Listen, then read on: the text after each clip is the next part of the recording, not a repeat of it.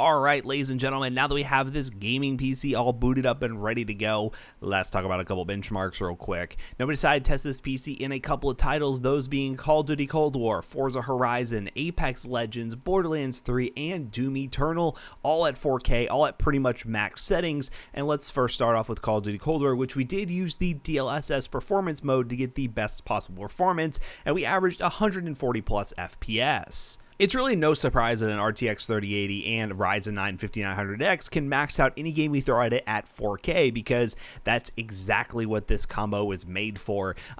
We do get our first look at the CPU temperatures. The CPU is actually being cooled by this custom loop, and we see that we're getting around 71 degrees Celsius in Call of Duty Cold War. Now, that might be high to you, but you have to keep in mind we were using Precision Boost 2, which is AMD's technology to just boost up the CPU as long as it's getting adequate cooling, and as long as it doesn't hit a thermal limit, it's just going to boost it up, add more voltage, and try to get just automatic overclocking out of the CPU. And we were able to boost up to 4.8, sometimes hitting 4.9 gigahertz under this custom loop, which 71 degrees Celsius running at about 4.9 gigahertz is pretty good if you ask me for a Ryzen 9 5900X. But as you can see throughout the rest of the benchmarks, when that clock speed drops down just a little bit, we are looking more towards like 60 degrees Celsius, and we did run an IDA64 stress test for 24 hours and ended up averaging a temperature of 60 degrees. So with all cores being maxed out, you're getting about 60 degrees Celsius under liquid. You really can't ask for too much more.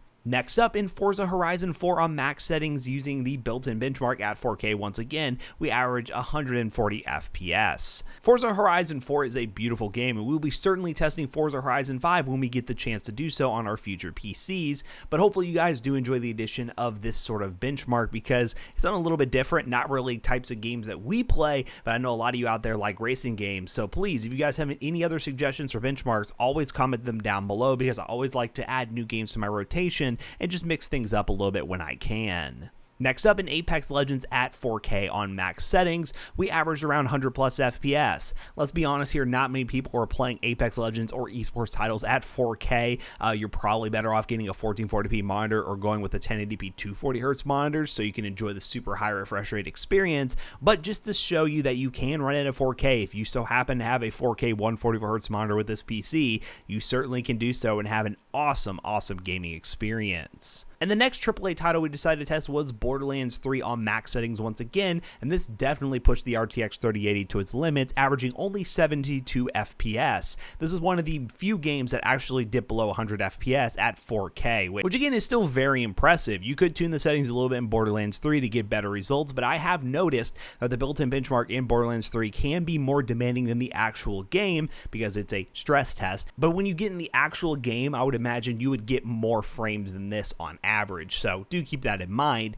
And last but certainly not least, we decided to test Doom Eternal at 4K on Ultra Nightmare, and we got 90 plus FPS with a few dips here and there.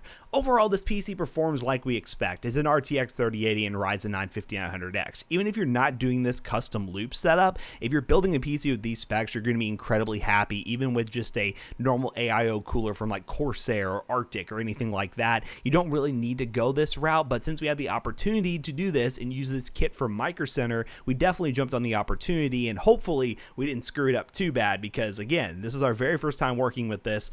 We got tubes that were really cut for us. We didn't have to do any hard work, so maybe in the future we'll actually get challenged to do our own custom loop, and maybe we'll make it work. Fingers crossed it'll actually happen, but let us know down below if you want to see us actually try to do a full custom loop build because this is like baby's first custom loop, and glad we got our chance to do it. Now that we finished the benchmarking section of today's video, how about I bring Jackson back in here to wrap this video up real quick.